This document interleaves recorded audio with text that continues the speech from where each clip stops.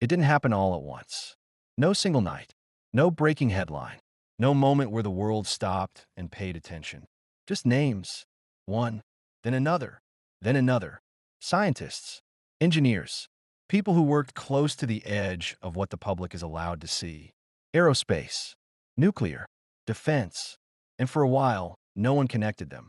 Until someone did. Between 2023 and 2025, a quiet pattern began to take shape. Individuals linked to institutions like NASA and other high-security research environments started to disappear or die. Not in one place, not under one circumstance. A hike that never ended. A car found but no driver. A body discovered days or weeks later. A cause of death that didn't quite answer anything.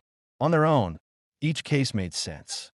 Together, they started to feel different. The internet did what it always does. It gathered the names, built the lists, drew the lines.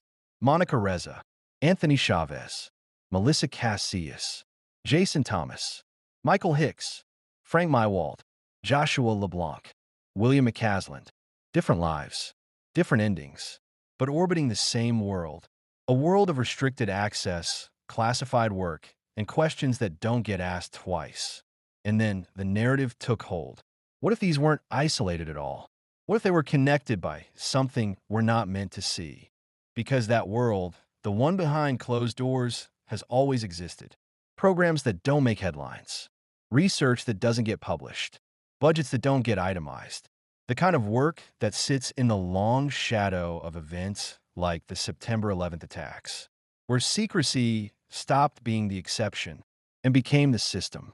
So when people connected the dots, the conclusion felt inevitable. They knew something, and whatever they knew didn't stay with them. But here's where the story resists its own momentum. Because when you stop watching it as a narrative and start examining it as evidence, it begins to fracture. The deaths don't match. The timelines don't align. The connections don't hold under pressure. Some are accidents. Some may have been suicide. Some remain unclear. And scientist, the word carrying so much weight, starts to stretch thinner the closer you look.